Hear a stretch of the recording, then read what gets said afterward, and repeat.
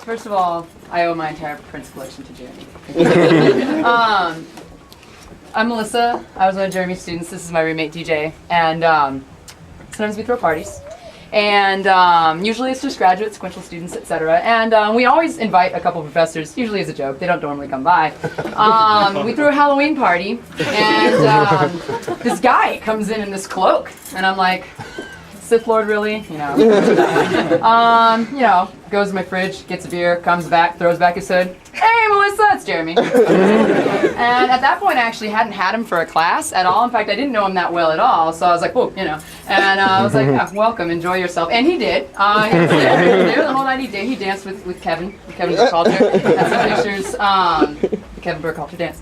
And later, you know, afterwards, I kind of forgot about it. And a couple days later, I get a Facebook message from Jeremy, and I was like, oh God, he saw me do something. And all it said was, hey Mel, thank you so much for inviting me to your party. It was great.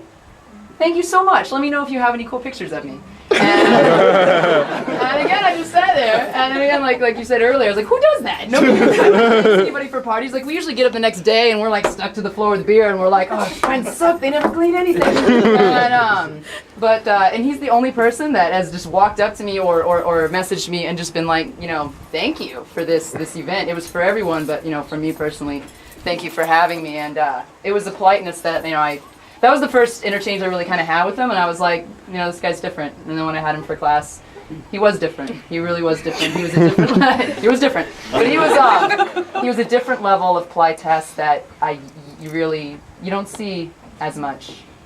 I don't see it very often at all. So I appreciated it. Thank you. Thank you. When Jeremy worked at the paper, he would do anything that was around. He would dye his hair blue or whatever. Yes, he did. What would Jeremy do? The story about that is that he beat me for Employee of the Year. And when he won, You're still not over it, are you? Everybody kept saying, well, Jeremy's so nice. Jeremy's so nice. And so I was in the newsroom one day just raising Cane, just fussing and fussing. And Steve Austin said, now Chris, that's exactly why you didn't win. And what would Jeremy do? So Jeremy made me this bad.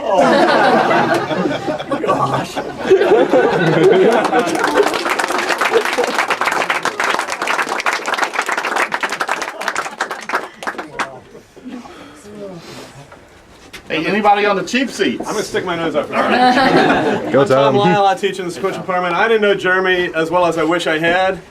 I don't have any great stories because I didn't know him that well, except for, I'm telling you right now, the one thing I'm going to miss is hearing, hey, Captain Lyle! And he won me over with that one, so thank y'all, I'm going to miss him.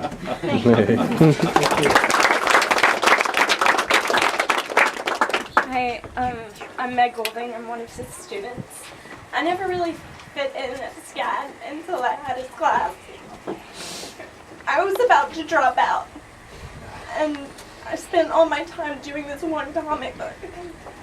He was the only professor that would read it, and read through the entire thing, just stared at me. Wow, that's a downer. And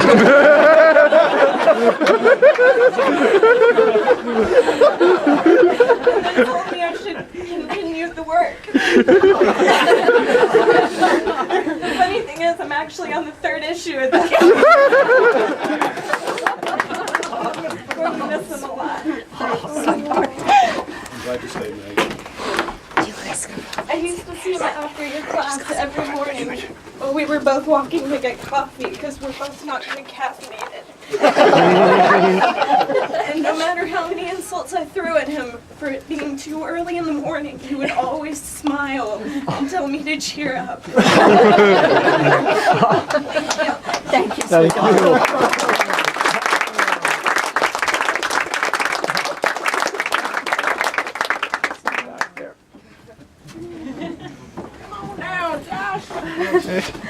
Big Josh. Go Josh. First time I ever met Jeremy.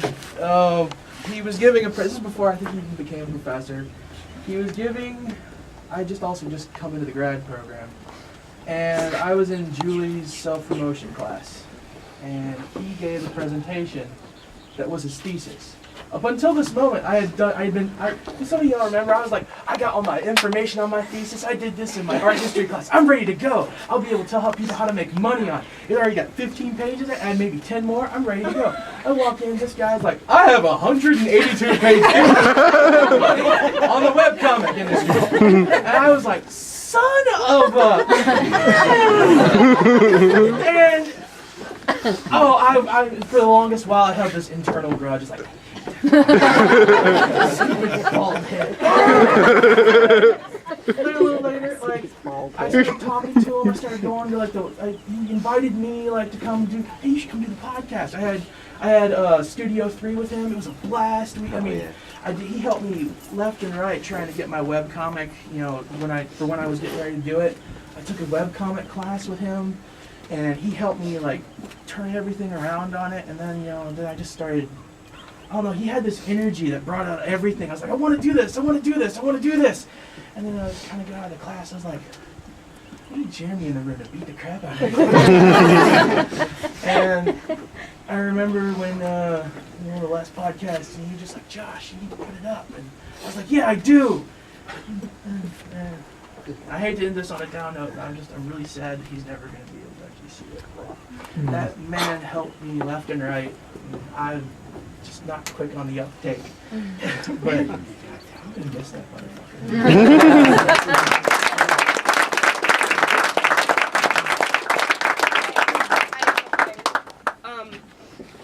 My name's Alexi. I knew him from when he first started dating Erin a long time ago. 5 years ago now, my great-grandmother, this is not going to be a sad story, but my great-grandmother passed, and he knew how close I was to her and how devastated I was after she had passed.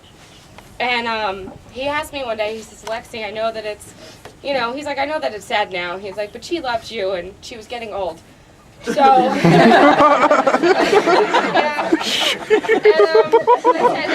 And I said, yeah, I said, there's a couple of things that, I want that's hers, and I can't get it. I couldn't afford to take a truck down there. And he says, I have a truck. Let's go. And he picked me up from work, and I got off at work at 11 o'clock at night, and we drove 10 hours almost to Florida. And on the way, and you were talking about music before, he really did have that amped up energy music that I was not into. I have terrible taste in music. Anybody that's ever met me knows I have terrible taste in music. And he just flipped the radio station on flipped a CD on that he had made just for me and for the trip down there of all the crappy songs that I liked, just to make sure that I was happy the whole way down. And when we got there, we got to my grandfather's house at like 2 in the morning, and he says, all right, I'm going to go to my friend's house, and he's like, I'll see you, later tomorrow afternoon. And I said, well, it's 2 in the morning. My grandfather said you could stay here. And he told me that he didn't want to look ill, make my grandfather look ill with me by having a man I'm not married to sleep in his home. So he proceeded to drive another 2 hours to his friend's house in Fort Lauderdale from where we were. So he was the consummate gentleman and just the very nice person that you could ever possibly meet, and he'll be missed. So. Awesome. Thank you. Thank you. My name is Andre, and I'm also one of Jeremy's students, and I also do tours in Savannah. I'm a ghost tour guide, and I had the chance to take a bunch of the artists out a year ago on a ghost tour, and Jeremy came along with us, and I'm pretty good at what I do. I scare people. I made people cry.